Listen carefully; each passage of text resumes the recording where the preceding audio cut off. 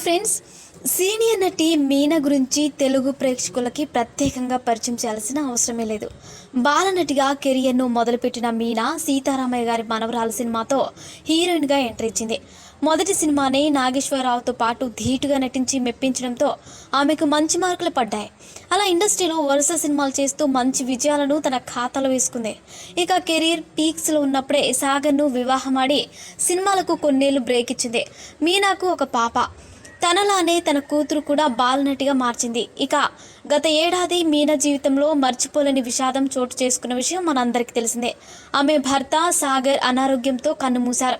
ఇక భర్త చనిపోయాక ఆమెపై ఎన్నో విమర్శలు వచ్చాయి. వాటన్నింటిని తట్టుకొని కూతురు కోసం మళ్ళీ నటించడం మొదలుపెట్టింది మీనా.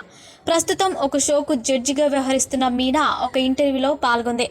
ఇక ఈ ఇంటర్వ్యూలో ఆమె ఎన్ని హిట్ సినిమాలను వదులుకుంది అనేది చెప్పుకొచ్చింది. తెలుగులో నేను మిస్ చేసి బాధపడిన సినిమా నిన్నే పెళ్లాడతా, వంశీ. నువ్వే చేయాలని అడిగాడు. కానీ 65 డేస్ అడిగారు. అప్పుడు 25 డేస్లో అయిపోయే సినిమాకు 60 డేస్ అడుగుతున్నారే, ఎలా ఇచ్చేది? నేను ఇంకో సినిమాకు ఆల్రెడీ కమిట్ అయి ఉన్నాను. అక్కడ కమిట్ అవ్వకపోతే 60 డేస్ కన్నా ఎక్కువ ఇచ్చేదాన్ని.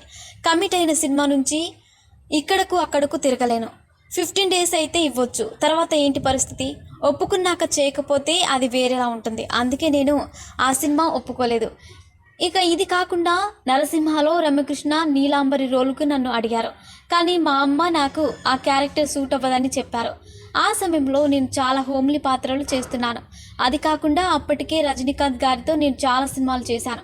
అప్పట్లో తమిళనాడులో మా ఇద్దరిది మంచి పేరు కూడా ఉంది. ఆ టైం ఈ క్యారెక్టర్ సరికాదు అని అమ్మ చెప్పారు. కానీ నాకు ఆ పాత్ర చేయాలని ఉండేది. ఆ తర్వాత సౌందర్య క్యారెక్టర్ చేస్తారా అని అడిగితే, చేస్తే రమ్యకృష్ణ పాత్రనే చేస్తా, లేకపోతే చేయను అని చెప్పా. అలా ఆ క్యారెక్టర్ మిస్ అయింది. నేను మిస్ అయ్యాను అని కాదు, కానీ నాకన్నా రమ్యకృష్ణ ఎంతో బాగా చేసిందని చెప్పుకొచ్చింది. మరిన్ని ఇంట్రెస్టింగ్ అప్డేట్స్ కోసం మా ఛానల్ని సబ్స్క్రైబ్ చేసుకోండి.